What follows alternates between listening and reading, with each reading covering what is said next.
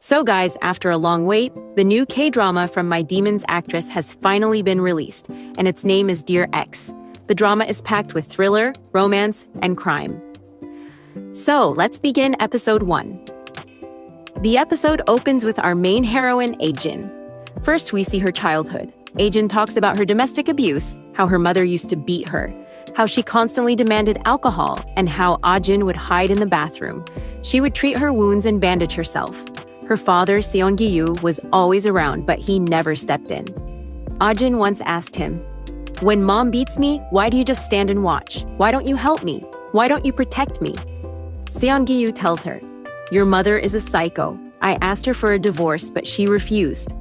He grabs Ajin's mother, drags her outside, and Ajin says she thought they were simply going to sleep. But that's not what happened. Outside, we see the truth.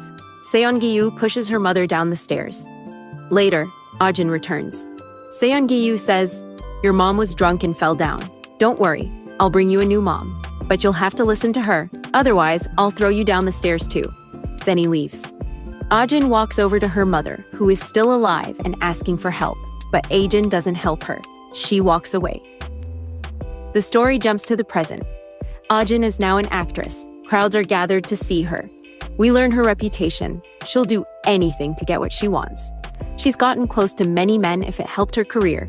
She's never killed anyone, but she is responsible for 2 deaths. She is completely psychotic. Now we move to July 2016. Ajin is in class with the other kids. Suddenly, all the children rush out because it's a teacher's birthday. They surprise the teacher, but then her husband arrives. He slaps his wife and throws photos in front of everyone. Photos of her affair. Later, teacher Kwon is in the principal's office. The principal yells at her, saying the school website is filled with gossip because of her scandal. Parents keep calling and complaining. He tells her she has to leave for now. Teacher Kwon walks out, unable to hold herself together. Ajin approaches her and asks, "Are you okay? Did you like my gift?" "I told you I'm a poor kid with no guardian, but I tried my best to make you happy." Teacher Kwon looks at her and runs away. We then see another student, Seung-hee, checking the results board. She's ranked second, right below Ajin. She goes to a teacher and asks, "Ajin got 1 question wrong, so how is she first?" The teacher simply says Ajin's test was excellent. Later, Seung-hee remembers something from a month ago. She saw Ajin talking to a teacher. She was about to walk in, but our male lead, Jun-seo, stopped her and asked why she was going inside. She lies that her umbrella was left there, but Jun-seo knows she's lying and pulls her away. Another scene shows Ajin studying alone in class. Seung-hee walks up, pulls out her earphones, and says, "It must be hard to study with all this noise. I saw you earlier with a teacher. Was that teacher Kwon?" Ajin tells her, "You're naive and clueless. In movies, girls like you are the first to die, but you're lucky this is real life."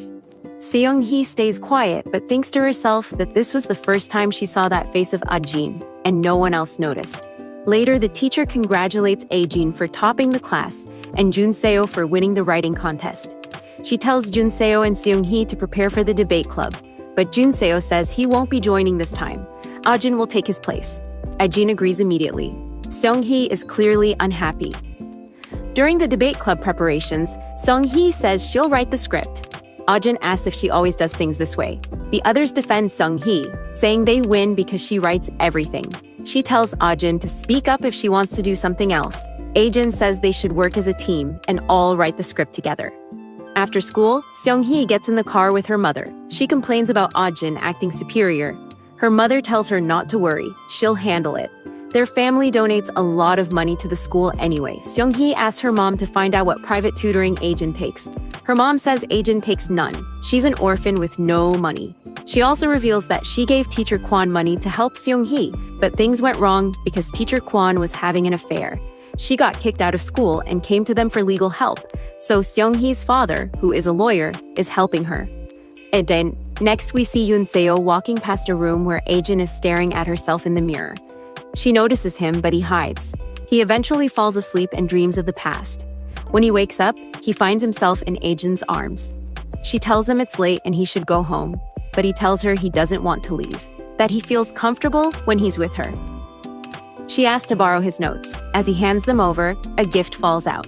Seung-hee calls him and asks if he really wants Ajin in the debate club. She wants him to tell Ajin not to join, saying they always do better together. But Junseo refuses. He knows Ajin will do great and increase their chances of winning. Later, Ajin looks closely at the letter.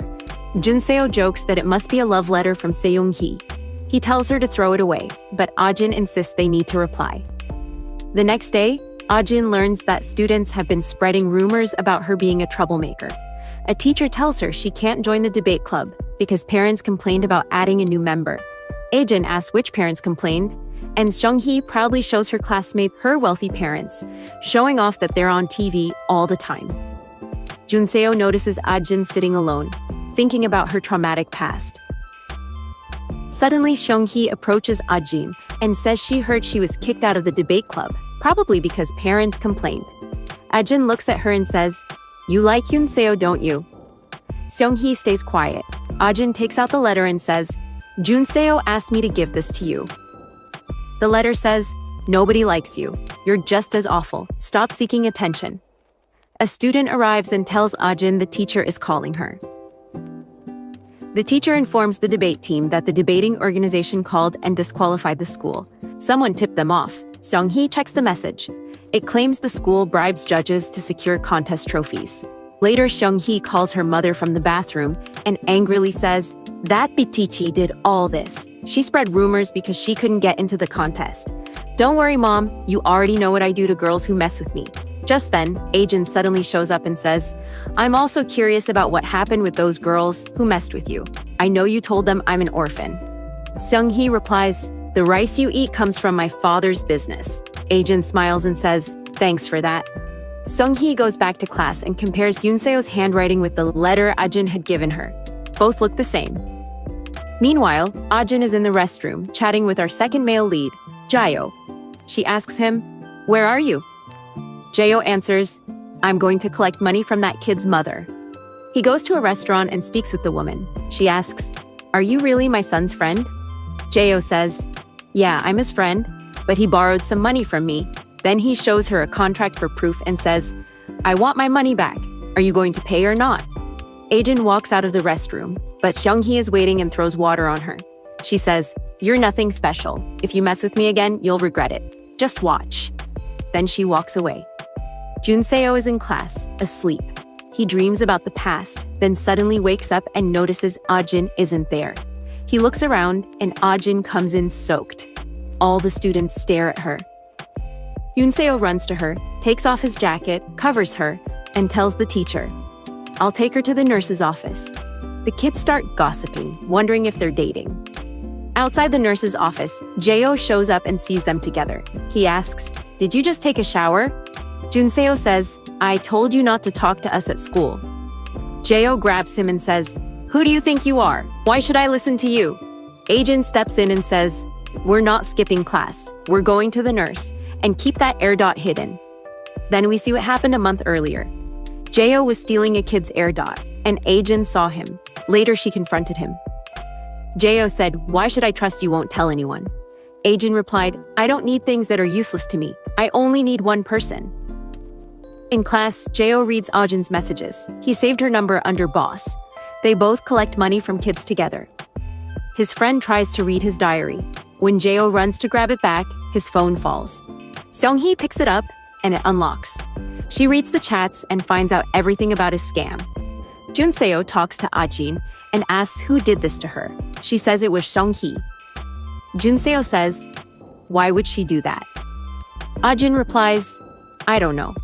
Maybe she can't stand seeing us together. She spread the orphan rumor too." Junseo suggests reporting her to the teacher, but Ajin says she'll handle it herself. Later, Ajin admits she's scared. She says she doesn't know what Seung-hee will do next and asks him for help. The next day, Ajin comes to school. Her friend tells her that everyone now knows what Jayo was doing and that his account got exposed. Ajin goes to meet Jayo. He hesitates at first but then comes out. He apologizes for what happened but says he didn't mention her name. Ajin hugs him, saying she knew he would protect her. Jayo pushes her away and says he's in pain. Ajin looks at him and says, "I don't understand you. Your father beats you all the time, but you never do anything. If I were you, I wouldn't let that happen." Jayo says, "I can't hit my own dad. I'm useless." Ajin tells him he needs to protect himself. What's so wrong with hitting him back? Nearby, Sung-hee watches them and smiles, while up above, Jaro is also watching all three of them. Later, Ajin is in the cafeteria where kids are talking about collecting money for the teacher's wedding. Ajin says she wants to donate too, but suddenly Sung-hee comes in and drops something near her. Kids shout at her. Ajin says it's okay and leaves. Then Ajin gets a call from Jae-yo. Before she can pick up, Sung-hee appears and says, "I know you're his boss. You two collect money together. I'm going to tell everyone. You can't escape now." Ajin looks over and sees Junseo approaching. In the next scene, Junseo talks to Sung-hee. He says she wrote the letter for him, but Ajin replied to it. He apologizes. She says he shouldn't apologize, Ajin should. Junseo then confesses, "I like you, but I don't want you to turn into a bad person. Whatever's going on between you and Ajin needs to stop. She's my friend." Sung-hee agrees and asks, "So, should we start dating now?" Junseo says yes and suggests they go watch a movie. Next, Jae-yo gets a new phone and messages Ajin. She asks who he is, and he says he's Jae-yo, but she replies that she's not okay and needs him. Jae-yo rushes to meet her. She tells him what happened in class and that Seung-hee has his phone and knows everything. She's going to expose them. Jae-yo wants to confront her, but Ajin says there's no point. Jae-yo gets angry and asks why Junseo isn't helping her. Ajin says he can't handle situations like this. Jae-yo tells her he knows she's smart and must have a plan. He asks what he needs to do. Later, when kids are donating money for the teacher's wedding, Ajin also tries to donate, but the girl refuses her money. Ajin asks if it's because she's an orphan. She tells her that Sung-hee was the one who spread the rumors. Then she whispers something, and Sung-hee later tells her friends that she's dating Junseo. Her friends say it's impossible because she spilled something on Ajin just yesterday in the cafeteria. At her locker, Sung-hee Ajin says, "You should be happy. You're dating my friend. He's a good guy, so treat him well." Sung-hee says she understands and tells her she can leave. Ajin gets a message. It tells her what Sung-hee's locker password is. Next, she comes out of the PE department, and right in front of her is Junseo, who is watching her. Suddenly, Seung-hee shows up. She tells Junseo that they come here often, but she doesn't like this place.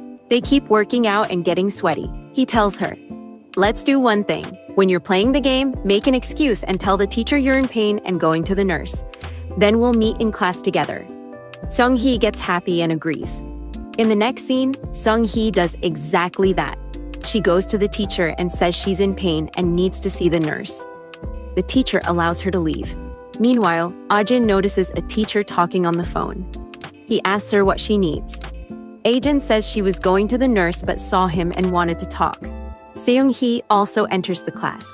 She looks around, sees something written on the board, erases it, and leaves. Right after she leaves, Jae-yo comes in. He's checking the students' bags to see who has money. He finds some, opens Sung-hee's locker, and puts the money inside. Then he messages Ajin, saying Sung-hee has left the class. Ajin talks to the teacher again. He asks what she wanted to say. Ajin says she gets nervous while talking and asks if he can hold her hand. The teacher eventually does. At that moment, Seung-hee sees both of them together. Ajin continues talking and brings up the topic of the True Love Counseling Center, making it look like she and the teacher are having an affair. And Sung-hee misunderstands exactly that. Junseo and his friend come out of the PE department. His friend says it was his turn to take care of things today, but he can't find the locker key. Junseo tells him to search for it, because if anything goes missing, he'll be blamed. All the kids come back from PE to their class. A girl notices her money is gone. She looks around but can't find it. Later, she sees Sung-hee and asks what she's doing there. She accuses her of stealing the money since she came first. Sung-hee says she didn't take anything. The girl tells her to show her bag. Sung-hee drops her bag on the floor and lets her check, but nothing is there. Then someone says her locker is still left. It's locked, so maybe the money is inside. Seung-hee comes to her locker and says there's nothing inside. She asks why she would even steal money. But Jae-yo doesn't listen. He pushes her aside, kicks the locker, and opens it. Inside, there's money, AirPods, and a phone. Jae-yo says, "Why is my phone with you? And whose AirPods are these?" The girl takes her money and calls Sung-hee a thief. But Sung-hee says she didn't steal anything. Her family is already rich, she doesn't need money. But no one listens. Ajin also arrives smiling at the scene. Sung-hee screams that Ajin did all this and trapped her. She says Jaeho and Ajin were working together collecting money. Jaeho asks for proof. Sung-hee says she saw something in his phone settings, but when he gives her the phone, there are no chats at all. Then she says Ajin and the teacher are having an affair. She saw them holding hands and talking about true love. Ajin remembers the moment when the girl had come to her earlier. She had told her, "Don't you want to know who spread those rumors about me being an orphan?" Ajin also told her a secret. Our teacher is going to marry the art teacher. The teacher is standing right there when Sung-hee hears this. She gets angry and hits Ajin, saying she doesn't want to hear any more nonsense. Another teacher asks Ajin what really happened. Ajin says the teacher was just helping her and telling her about the True Love Counseling Center. All the students start laughing. The teacher asks Seong-hee why she came to class first. She has to admit that she came to meet Junseo. They question Junseo, but he says he was gaming all day. The kids also defend him, saying they saw him. Seong-hee goes to him and asks why he's doing this. He calmly tells her, "I warned you not to mess with Ajin, but you didn't listen." Later, they take Seong-hee away. In the next scene, Jaeho is at a PC cafe. He uploads an article about Seong-hee, including details about her lawyer father. Dirty comments appear, saying he shouldn't call himself a lawyer and should resign. Sung-hee's parents refuse to talk to her and say she's no longer their daughter. She's kicked out. As she leaves school, Ajin is standing there. Ajin says, "I told you, strangers are the first to die in movies." Seong-hee screams, saying it's all Ajin's fault. But Ajin says it's not her fault. Sung-hee started it when she threw water on her in the cafeteria. She says Sung-hee was too stupid to notice the handwriting was hers, not Yunseo's. Seong-hee says Ajin is nothing and her family is powerful. Ajin asks how she'll do anything when her teacher Kwon was having an affair. She asks if she even knows with whom. Seong-hee remembers her mother telling her that her father was giving legal advice to teacher Kwon. She realizes they were having an affair. Ajin says when everyone finds out what was happening in her family, her whole family will be ruined.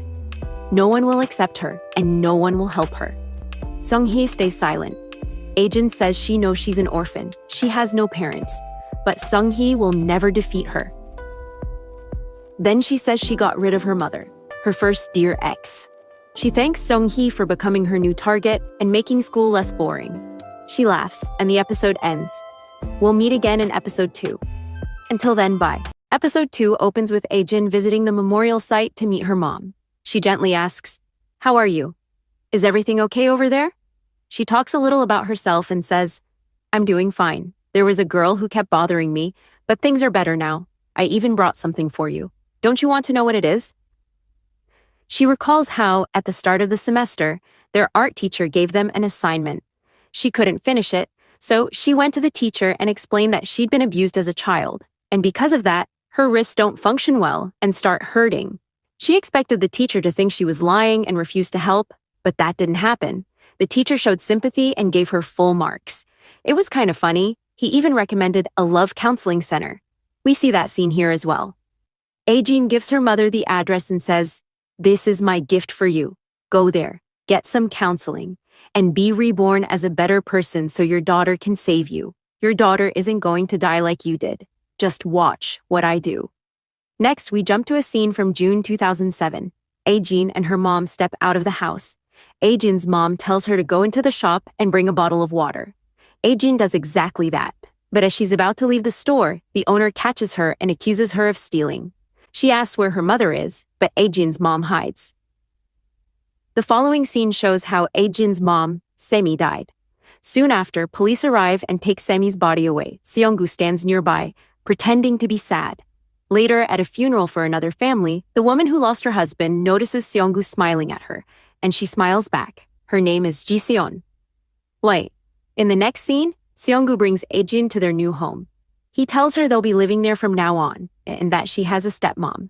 They go inside and meet Ji-seon. She greets Ajin, but Ajin doesn't respond. Ji-seon calls her son over and tells him to greet their guest. He turns out to be Yunseo. Yunseo shows Ajin to her room.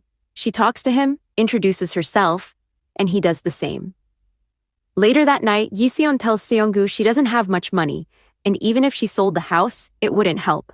Seonggu says Aejin is a gold mine. They'll use her to make videos and sell them. Though it's unclear what kind of videos he's planning. Jiseon asks if he plans to send her away afterward.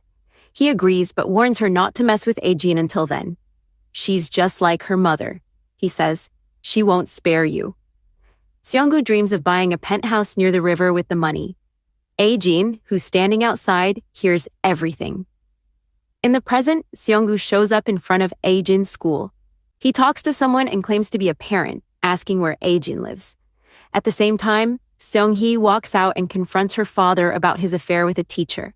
She says she can't stay there anymore, she's dropping out, and she won't let him feel ashamed because of her.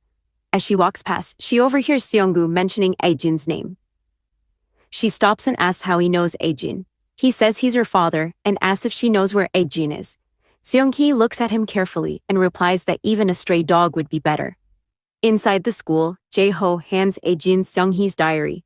It has entries about all the kids, with grades like A, B, and C, and nasty comments written about them. Aejin is graded C. Just then, Aejin gets a call from a classmate telling her that her father is at school. She immediately runs away. Jae-ho also gets a message from his younger brother, telling him their father is home and beating him. Meanwhile, Seonggu storms into the school, yelling for Aejin. He makes a scene in front of all the students.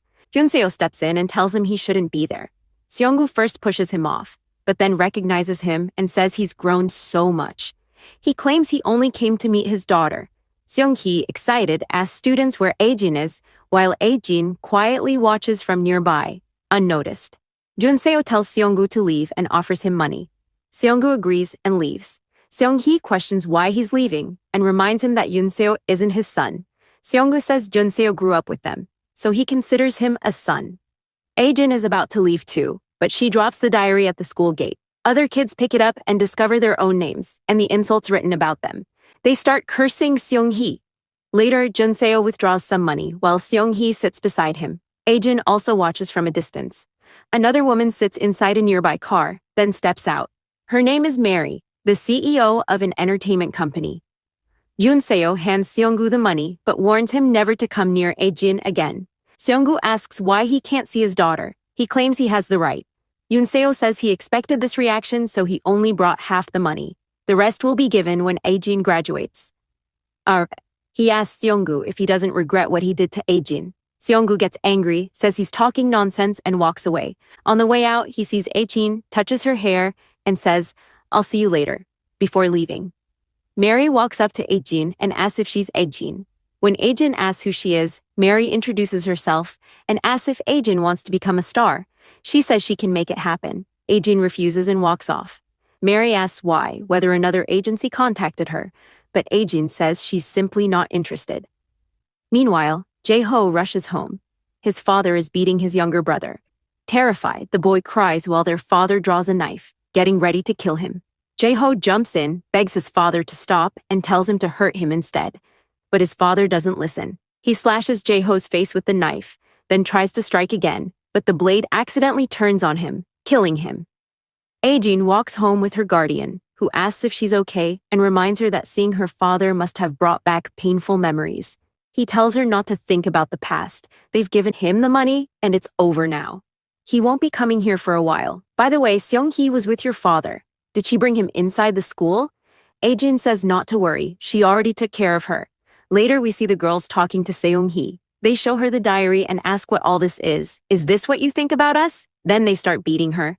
Jae-ho was talking to his aunt at night. His aunt says, "What is all this? You suddenly sent your brother here. The taxi fare is too much. Can I know what happened?" But Jae-ho doesn't tell her. He just says to take his brother to the hospital and never forgive him. Later, he calls Aejin. He says, "You picked up the call. Good. This might be my last call." Aejin says she doesn't understand. He tells her that he killed his father and is now standing in front of the police station, ready to surrender. But Aejin tells him not to do that. She says he should cry, beg, and feel sorry for what he did.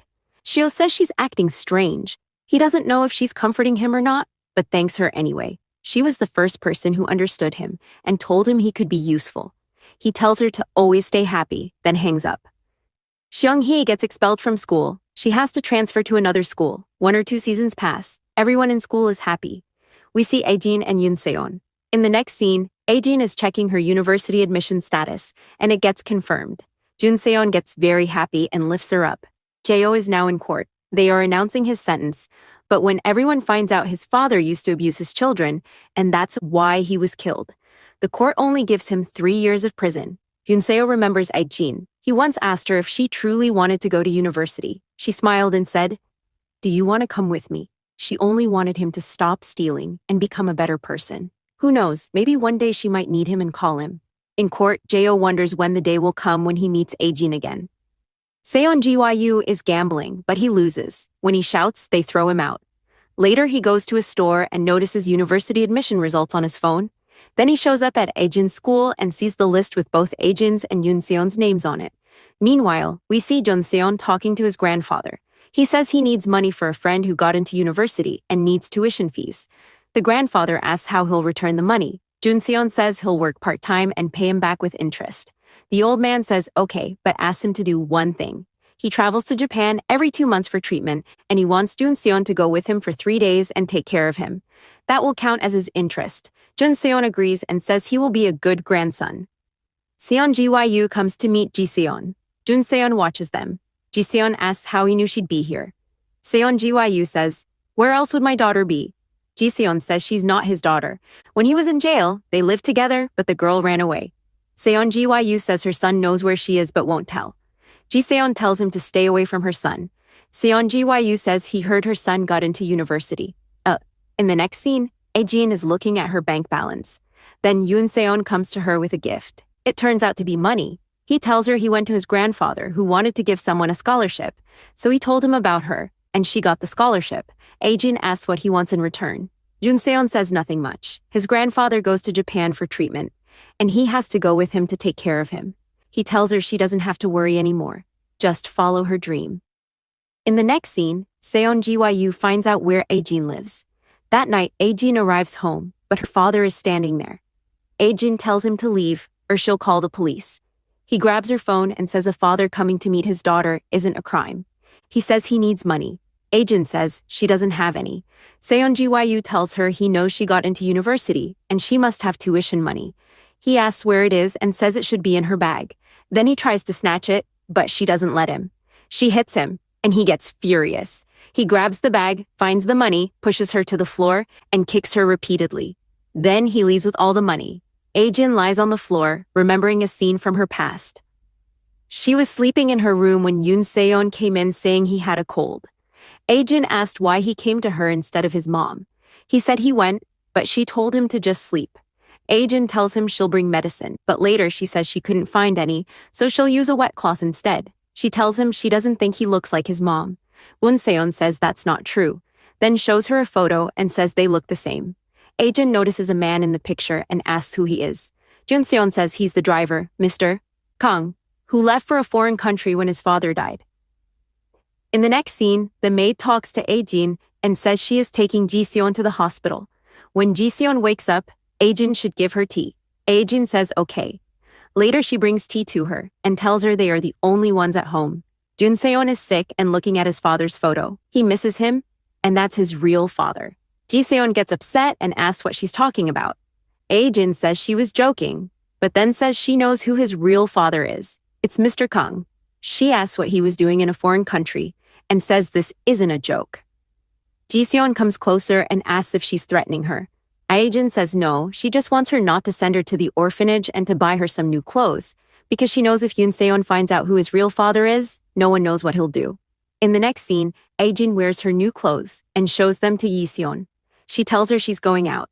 Ji-seon says she also wants to go out, but her mother won't allow it. Aejin says her mother doesn't love her. She doesn't let her go near neighbors, and when she was sick, she didn't even come to her. Aejin stayed with her the whole night. She says Ji-seon doesn't care about her. Ji-seon is nearby and hears everything. In the next scene, she calls Seon Gyu and asks what kind of daughter this is. She tells him to take her away. She's troubling her. Seon Gyu says he warned her not to mess with Aejin, but she didn't listen. Ji-seon says she doesn't care and tells him to take her away, or she won't marry him. Seon agrees and says he's near the house, and she should bring the girl outside without making her suspicious. In the next scene, Aejin comes out of the room and sees Ji Seon standing there. Aejin asks what this is and if she's spying on her. I told you what I knew. Maybe your son already knows what you really are. You're trash. Ji Seon gets angry, grabs her, and starts dragging her away. But Aejin screams. Yoon Seon was asleep and hears her voice. He comes downstairs to check and looks toward the room where Aejin was shouting. As soon as he opens the door, he sees Ji Seon trying to drown Aejin in the water. Both of them look back at him. Yoon Seon remembers Aejin's words when she once said his mother doesn't like him. Aejin quickly runs out and drags Yoon Seon with her. She tells him to call the ambulance and report that a girl fell from upstairs.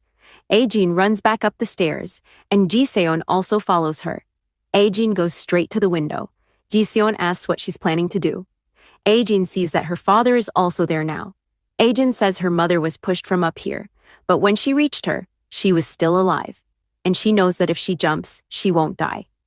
Ji Seon tells her to come down, saying she'll die, but Aejin says that won't happen because she's lucky. And then she jumps. Yoon Seon was on the phone with the ambulance and sees her falling. The next scene is in the hospital. Jun Seon is with her. Outside, Ji Seon is talking to Seon Gyu. She says she doesn't care what happens. She wants him to film her, expose her, and send her back to the orphanage. But Seon Gyu says they can't do that right now. She needs to recover first. Yoon Seon gently covers Aejin's ears and tells her not to listen to them. Aejin asks him why he's crying. He says he read her diary, and now he knows what his family wants from her. They want to send her back to the orphanage, but he won't let that happen. No matter what happens, he will protect her. He tells her to never let go of his hand. In the present, Aejin is still in the hospital.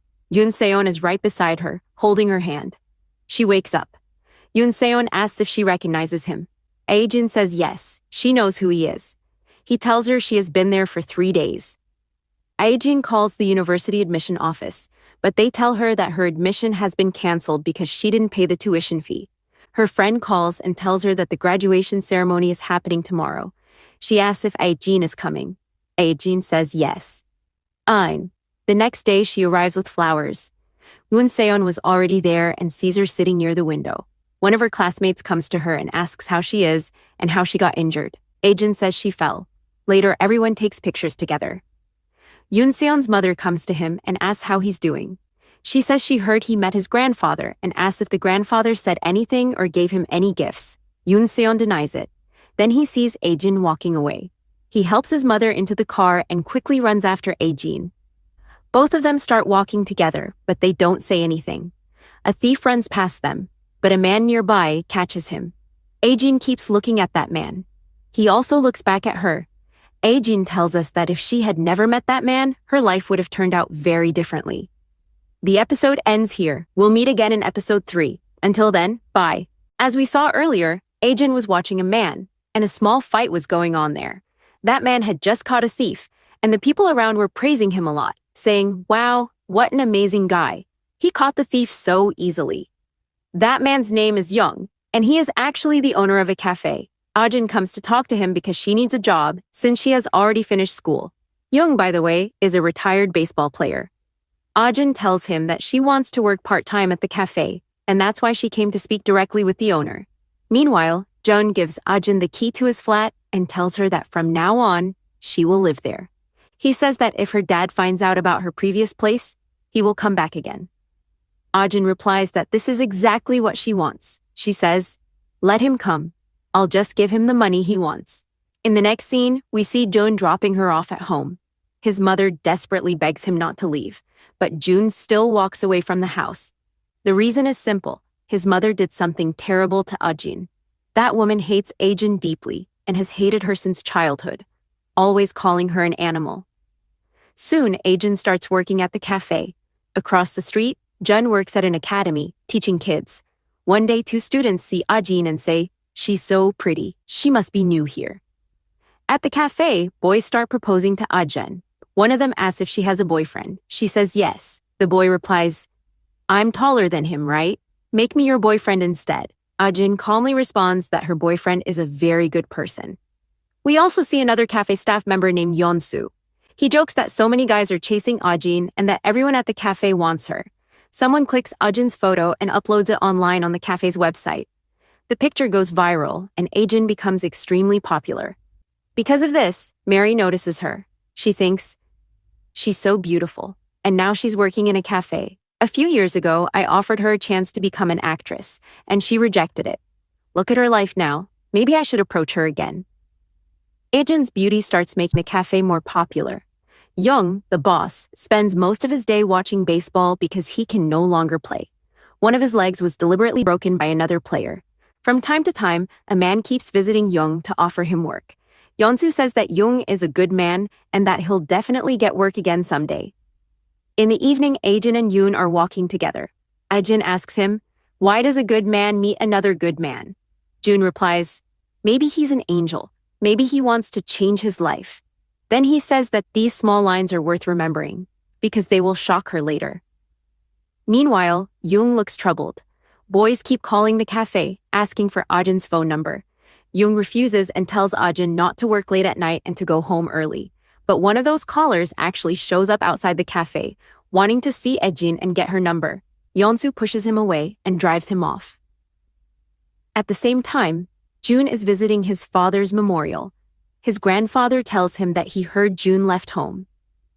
Elsewhere, that same crazy man grabs Ajin. He is the one who had come earlier asking for her number. Joon is walking down the same road to meet Ajin and sees that she is about to kill that man. Joon stops her and asks her to come with him instead. Ajin is injured. She says to Joon, "You said you'd do anything for me, right? Then do it. Go kill him."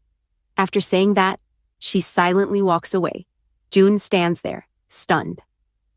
He approaches the injured man and tells him not to tell anyone about what happened.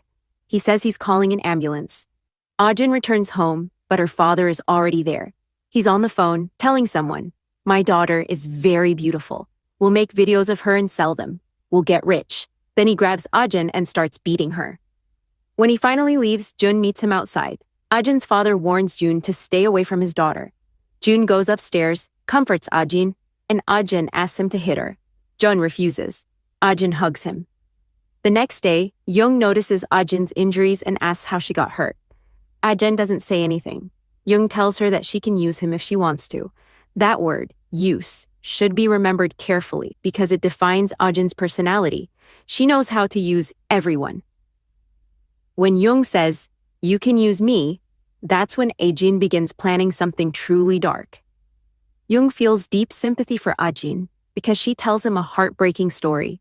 She says her dad works night shifts, comes home during the day, then leaves again at night, and sometimes when he's drunk, he beats her badly. Young starts taking great care of her. Meanwhile, Ajin's father secretly places a camera somewhere. Another man picks it up. Ajin's father says on the phone, "I knocked her out. We'll make illegal videos and sell them." Just then, he notices Joon recording everything on his phone. Both men try to run, but Ajin's father catches Joon and starts beating him. Joon yells, "Why are you doing this to your own daughter?" The man replies, "She's my daughter. I gave birth to her. I can do anything I want with her." Joon is so angry that he almost kills him, but he stops himself and throws the stone away. Ajin is watching everything from a distance. Soon the police arrive and arrest both men. Ajin is called in and asked who she is and what all this is about. She lies and says that they are stepbrother and stepsister, that their family is divorced, and that Joon keeps harassing and beating her. Joon is completely shocked. He tells the police that the man is Ajin's father and that he makes illegal videos. He says he has proof. But during the fight, Joon dropped his phone. Ajin picked it up, deleted all the videos, and handed the phone to the police. Now there is no proof. Because of that, both the father and daughter are released. Ajin walks home lovingly with her father. She tells him that once she gets her salary, she will call him and give him money. She says she'll become a good daughter.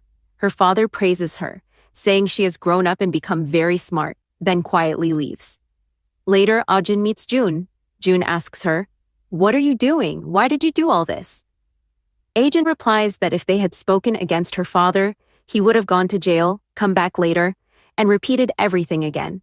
Then she manipulates Joon and asks, "Why didn't you kill him? You had a stone. You could have ended it right there."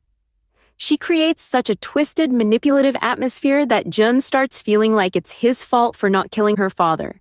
She calls him a loser and says he can't do anything. But if you think carefully, if Jun had killed that man, he would have gone to jail for 10 or 20 years. The next day, we see another one of her moves. Ajin shows up at work with a fake bandage wrapped around her head. Both Yeonsu and Young immediately get worried. They ask how such a beautiful girl got hurt. They ask her, "Who did this to you? Was it your father? Tell us." Ajin replies, "No, there's a guy who follows me every day. I got scared, tried to run away, and fell. That's how I got hurt." Yeonsu and Young tell her to report it to the police. Ajin says, with tears in her eyes, that the police won't do anything. She says she's very scared. Young tells her that he'll drop her home, and he takes her there in his car. When Young sees where Ajin lives, he's shocked. He asks her why someone so beautiful is living in such a dangerous place. He tells her he'll book an apartment for her and says she can live there instead. He also says that from now on, he'll be her guard. Just then, Ajin goes to the door and finds a dead rat inside a gift box. There's also a letter that says, "You're next." At the same time, the stalker appears. Young chases after him, but the guy escapes. Ajin then tells Young that it's very late and that he should go home too. Young says no, he'll stay there tonight. Ajin insists and says she's going to stay at a friend's place instead. Young goes back to his car, brings out a baseball bat, and gives it to Ajin for protection. By this point, I already understood what was about to happen. And if you think a little deeper, you probably figured it out too. Later, Ajin goes to a store where Yeonsu happens to see her. He also notices the stalker there, wearing a cap, the same cap he always wears. Yeonsu starts getting really worried. Back at home, Ajin spreads all her belongings around and sends a message to her dad, telling him that she's received her salary and that he can come tomorrow to collect the money. Her dad gets very happy and says, "Looks like I'm finally going to get rich." At the same time, he's reading his fortune, which says that something very bad is going to happen to him. He just laughs it off. The next day at the cafe, Mary shows up to offer Ajin a job. She asks if Ajin remembers her and whether she'll accept the offer. Ajin says she'll think about it. Yeonsu and Young are both very happy. Young jokingly asks Ajin for an autograph, saying she's about to become an actress. Ajin replies that she already rejected the offer and walks away. Meanwhile, Yoon is sitting in jail. No one from his family has come to post bail for him yet. Back at the cafe, Young asks Ajin how her night was. Ajin says it was fine and that she stayed at her friend's place. Then she adds that when she returned home, she found that the stalker had come to her house and trashed everything. Young asks her where she'll stay tonight. Ajin says, "Only God can save me today." Young immediately tells her to come stay at his place and says he'll sleep somewhere else. At that moment, Yeonsu tells Young that he thinks he saw the stalker somewhere. Before they can talk any further, Ajin pretends to cut her hand. Young rushes off to get medicine. Ajin then tells Yeonsu that his family memorial is today and asks why he's still there. Yeonsu leaves. Young puts Ajin in a taxi and gives the driver his home address. But as soon as the taxi moves, Ajin changes the address and tells the driver to take her to her own house instead. She messages Young, saying she's going back to get her ID. When she reaches home, her father is already there. He happily asks her to give him the money. Ajin hands him a cap and says it was his birthday and that she never gives him gifts. She tells him to wear it. He puts it on. You'll notice that the stalker wears the exact same kind of cap. Her dad keeps demanding money again and again. Ajin hands him some papers instead. He gets furious, completely loses control, and starts beating her brutally. Ajin provokes him even more. She says, "What will you do? Kill me? Go on, kill me." She deliberately makes him attack her. Then she calls Young and starts screaming loudly on the phone. Young rushes toward her house like a madman, driving as fast as he can. Ajin is being beaten badly by her father, but in her mind, she's counting time. She keeps thinking that Young will reach in 10 minutes, because that's how long it takes to come from the cafe to her house. She keeps wasting her father's time, provoking him, making him angrier. Finally, her father picks up something heavy and is about to kill Ajin. At that exact moment, Jung arrives. Using the same baseball bat, Jung kills Ajin's father. Then Jung runs away from the house. Outside, June also arrives after being released from jail. Ajin watches everything calmly. She then calls the police and says, "Please save my dad. He's dying, he's badly injured." After cutting the call, she starts laughing loudly. At this point, two things become very clear. Either she will blame Yoon, saying he came out of jail and attacked both her and her father, or she will frame Young, the cafe owner. Ajin's father was dying a painful, agonizing death and kept begging Ajin for help, but Ajin refused. Instead, she took a pair of scissors, cut the cap into pieces, and flushed them down the bathroom drain to erase the evidence. After that, the police arrived and started investigating the entire area. Jung was also present there, so he was arrested. Ajin was taken to the hospital, where she gave her statement to the police. She said that Jung had killed her father with a bat. And then, when Jung was questioned, the police told him what Ajin had testified. Jung said he had not gone there to kill anyone.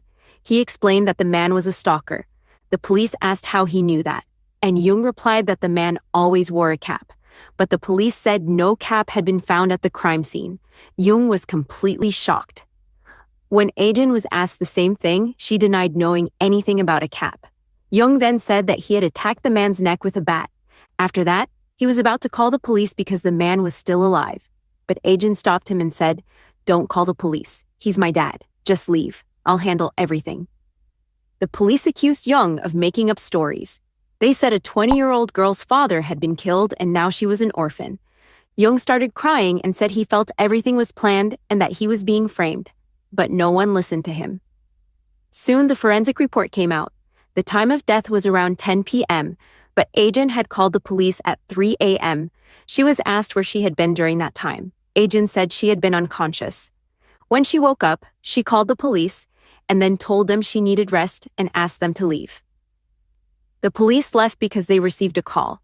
It was from Jung's acquaintance, the man who often met him at the cafe and wanted to help him.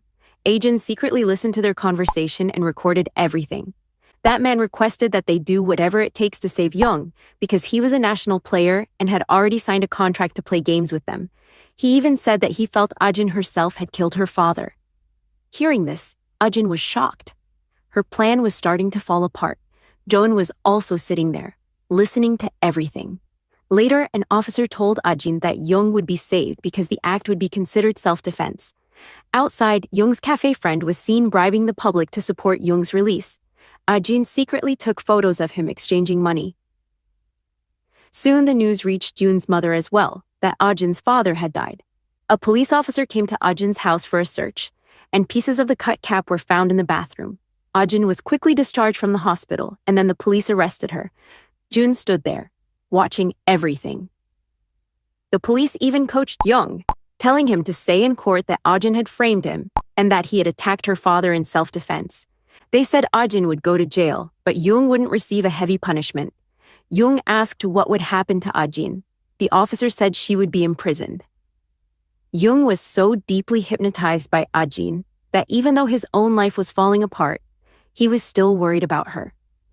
Then we see an actress who had caused an accident while drunk and had placed the blame on an innocent girl. The police officer could clearly tell who was actually guilty, but the actress still confessed. At the same station, we also see the heroine's manager. Ajin was brought in as well, and hearing her name shocked the manager because she also managed Miri and knew that Miri had always wanted to work with Ajin. Ajin was questioned again. Why had she called her father to her house? Why did she go home even though Jung had sent her to his place? Why did she lie about the cap when it was found in her bathroom? The police also revealed that her father had been attacked twice on the head with a bat, which caused his death.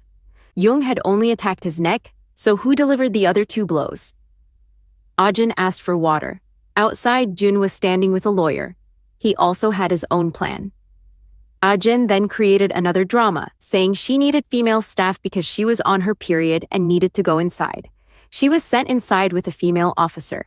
There, Ajin told her to check the last recording on her phone and look at the photos. In the audio, it was clearly heard that the police were working together to save Jung and frame Ajin. The photos showed money being exchanged. This information reached a senior officer, who immediately stopped the corrupt officer's car and searched it. Instead of cash, beer bottles were found inside. The officer had swapped the money for bottles and was celebrating, thinking he had escaped. But then he wondered who had set him up. He angrily went to Ajin and threatened her, saying no one could save her now. Meanwhile, Jun went to his mother. She told him that Ajin's father had died. Jun coldly replied that it didn't matter, and that those people should just die. So, later Miri's manager came to meet Ajin and said they could save her because they had a lot of power, but she didn't say what they wanted in return. Yeonsu was also questioned about the stalker. He admitted that a man did stalk Ajin, but he had once seen Ajin talking to that stalker. This made him believe that Ajin had teamed up with the stalker to frame his boss. The officers discussed it among themselves and agreed that the stalker did exist. CCTV footage from the store confirmed that the stalker had been there.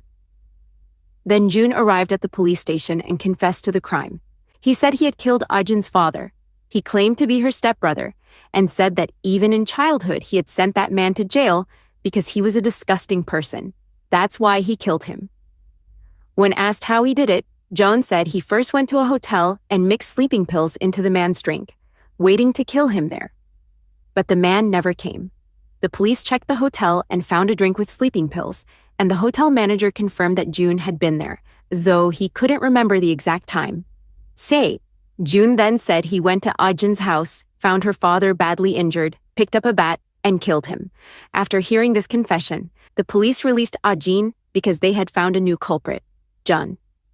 The police told Ajin that since her stepbrother had accepted the crime, she was free to go. Ajin calmly returned home. Then the truth of that night was shown. Ajin had attacked her father first. Sometime later, Jun arrived. Ajin was unconscious at that point. Jun checked and realized her father was still alive. He remembered how Ajin had once asked him what he could do for her. Jun understood that this was the perfect time to act. He picked up the bat and killed her father. The pieces of the cap that had come back out of the drain were pushed back in and flushed away by Jun. Later, the hotel owner finally remembered the timing. Jun had arrived at the hotel after 3 a.m. The police officer then says that if she died at 10 p.m. and you're talking about 3 a.m., then you're clearly lying. He tells Jun that the girl is very smart, that she's framing him and using him. Jun says that he loves her. This is the first time he openly accepts his feelings in the entire story.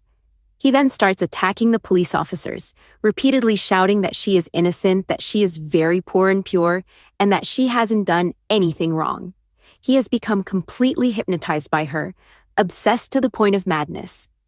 Meanwhile, the case file reaches higher authorities. In the end, Young is officially declared the final criminal, and the officer who took the bribe is also arrested. We then see Miri again. She once more offers Ajin a deal. In exchange, Ajin must stay away from Jun. Miri promises to make her the biggest star in Korea, but on one condition: Ajin can never meet Jun again. If people find out about their affair, her image will be destroyed. If anyone searches her past, everything will come out. So she must forget her past and move forward. Ajin agrees to stay away from Jun. The case is officially closed. However, the case file mysteriously disappears from the police station and somehow ends up with Miri. She keeps it safely, possibly to blackmail Ajin in the future. That's likely why she kept the file. Yoon is eventually released. The first thing he does is go straight to meet Ajin. He tells her that her father was insane and that he saved her, but he also accuses her of doing Yoon wrong. Ajin replies that she never asked Yoon to do any of that. Jun says that she created the situation that forced Young to act. Ajin sarcastically asks if he feels sympathy for Young, but not for her. She claims she is innocent and says that she has been wrong since childhood. Jun grabs her and says that he is there for her, that he will stay by her side, take care of her, and always keep her safe. Ajin coldly tells him to leave and stay away from her. She says he's useless and completely worthless. She taunts him, saying that he couldn't even kill someone for her, and asks what would have happened if he had just taken one life for her instead of talking big. Jun asks if she's abandoning him. He says she has always ruined other people's lives. Ajin tells him to leave and never show his ugly face again. She declares that she's going to become an actress and orders him to get lost. Jun tells her to go ahead and become a star, but wherever she goes, she will always be alone and never truly happy. Ajin replies that she is already unhappy anyway, and then she walks away. Jun is left behind, saying that he loves her so much, yet she turned out to be like this. Time passes, years go by. The story then shifts to the present, where we see Ajin as a successful actress. She has become the biggest star in Korea. Meanwhile, Young is sitting in prison. His hair has grown long, and he watches Ajin on the screen, murmuring to himself that she really did become a heroine. Then we see the Busan Film Festival. All the biggest celebrities in Korea have gathered there, and Ajin is also present at the event. While walking, her dress gets tangled around her feet and she falls. At that very moment, a guy runs toward her to help. He is the hero of this scene. His name is Young. He helps Ajin get back up. On the other side, we see Jun, who has just returned to Korea. At the airport, he is watching Ajin's appearance at the festival on TV. At the same time, we also see Jaeho sitting alone in a restaurant, watching Ajin on the screen as well. It seems he has already been released from prison, and several years have passed. At the event, Ajin talks about herself and praises Young a lot, saying how caring he is toward her and how close they are. The media asks her if Rina feels bad seeing her this close to Young. Ajin calmly replies that there is no reason for Rina to feel bad because she has already talked to her about everything. Jaeho watches all of this quietly. Then we meet Rina, a celebrity we also saw in the last episode. She was the one who caused a drunk driving accident and blamed someone else for it. Here it becomes clear that Young does not love her at all and wants to get rid of her. Rina angrily asks why he went to the festival with Ajin.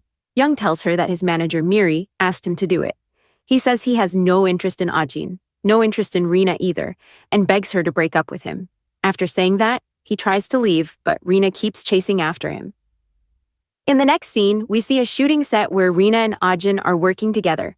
Rina behaves extremely badly with Ajin, insulting her and looking down on her, saying she is junior and inferior to her.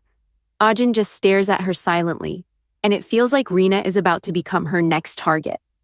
After the shoot, the director tells Ajin not to take Rina's words seriously. He explains that Rina is a senior, and if they stop the shoot, they will suffer a huge financial loss. Meanwhile, Miri is busy bringing new projects for Ajin and making money. Young comes to meet Miri, and we find out that it was Miri who told Young to get close to Ajin. In return, Young asks Miri for help to get Rina off his back, but Miri refuses, saying that if his breakup with Rina becomes public, many projects will be canceled, fans will get angry, and they will lose a lot of money. So for the outside world, he must stay in the relationship. Just then, Miri gets a call from the shooting location saying that Rina has badly misbehaved with everyone. Miri rushes to the set, where Rina even starts disrespecting her. That's when Miri blackmails her, saying she knows all her secrets, how she drinks, drives, and runs people over. As revealed earlier, Miri was the one who saved her back then. Hearing this, Rina completely breaks down and starts begging Miri to forgive her so her secrets won't be exposed. Ajin watches all this in shock. She can't understand how Rina's personality changed so suddenly. Rina even falls at Miri's feet, begging. Ajin's assistant then explains that Miri keeps dark secrets on every celebrity she has launched, stored in files, locked in her office. She uses those files to blackmail them. The next day, we see Ajin and Rina at a parlor. Rina sarcastically says, "Oh, you come here too? I won't come here anymore. This place is ruined now." Ajin asks her why she hates her so much. Rina complains about Ajin going to the film festival with Young. Ajin explains that Miri told her to go, and since it benefited her, she saw no reason to refuse. Ajin then remembers the police station incident from the last episode and directly asks Rina what her dark secret is, saying she once saw her at a police station. Rina panics and immediately runs away. Ajin then goes toward the elevator. Inside, a helmet-wearing man enters along with her and follows her out. That man turns out to be Jaeho. He clearly misses Ajin a lot, and it feels like he loved her deeply. Later, we see Ajin in the car with her assistant. Ajin subtly provokes the assistant against Rina, reminding her that Rina used to harass her and that she once worked as Rina's assistant.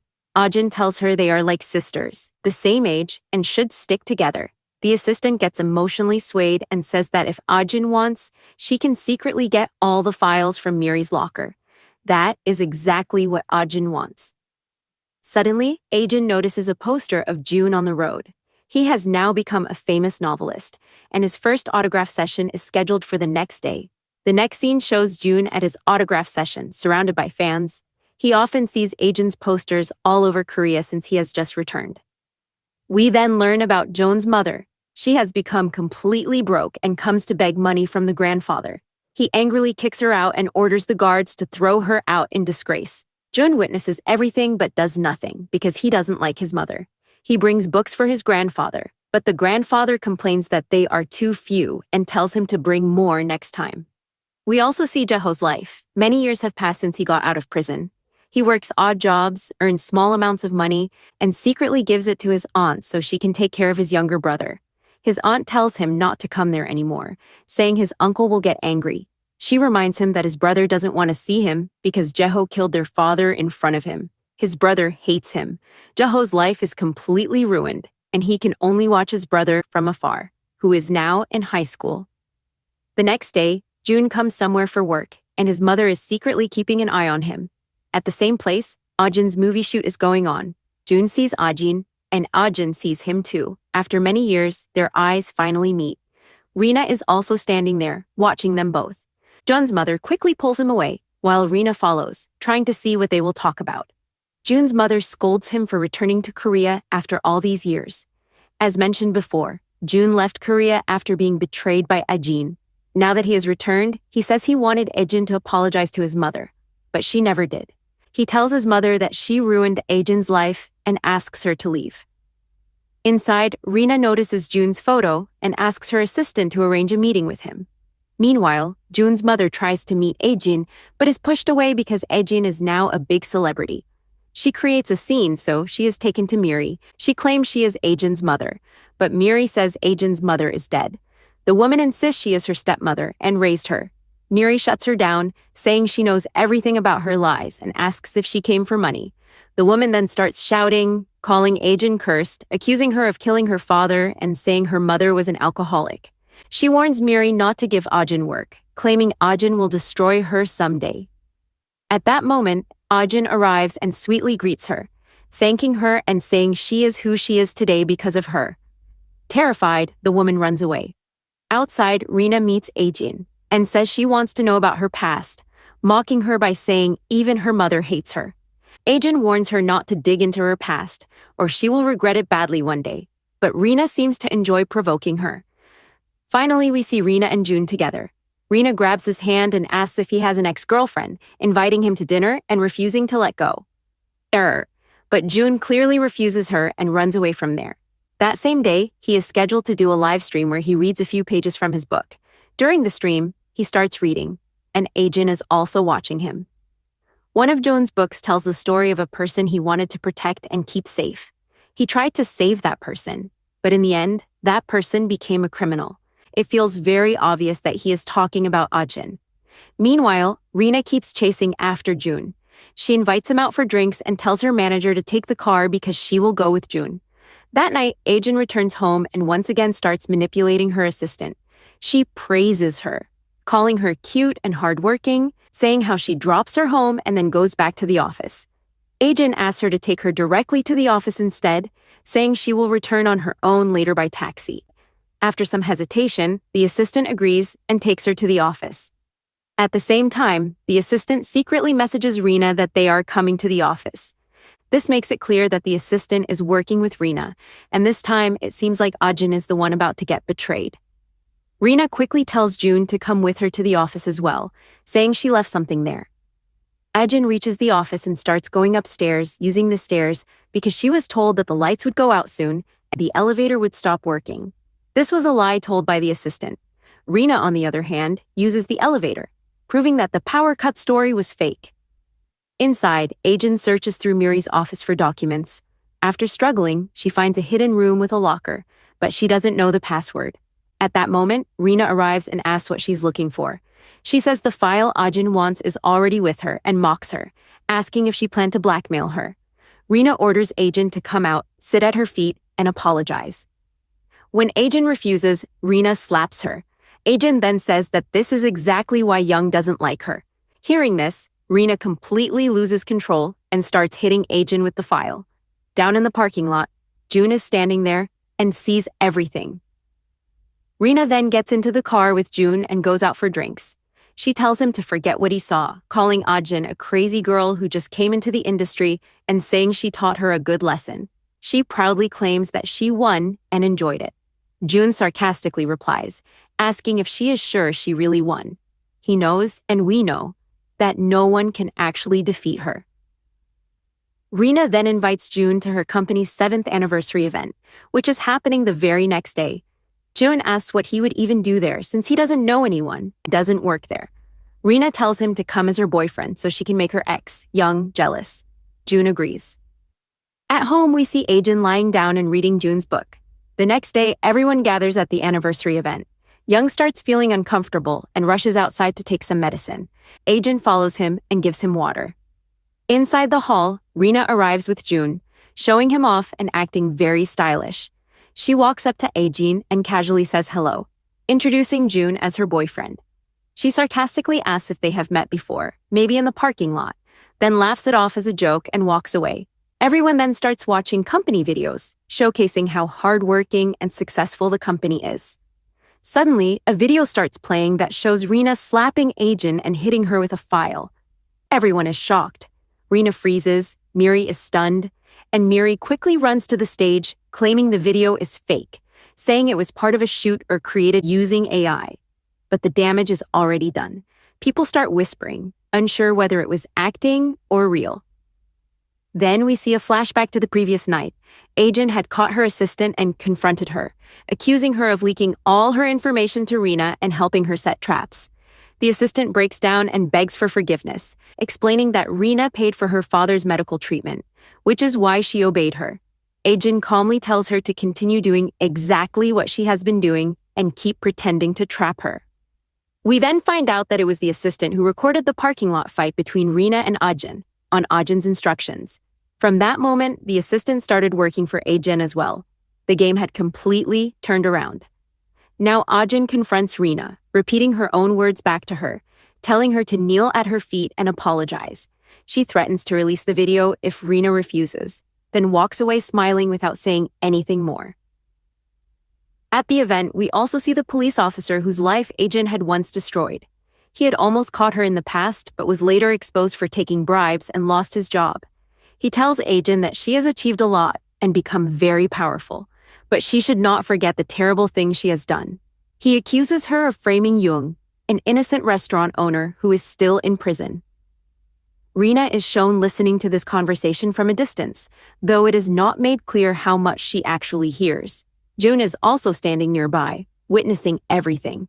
Rina later sends Ajin's photo to someone, asking them to investigate her. At date, June quietly returns home, and there he meets Ajin. She hugs him and asks if he ever misses her. He replies that he does and asks if she missed him too. Ajin says she did, every single day, and then asks him to help her by dating Young. June listens silently, tears filling his eyes. Love has trapped him again, and in the end, he says yes.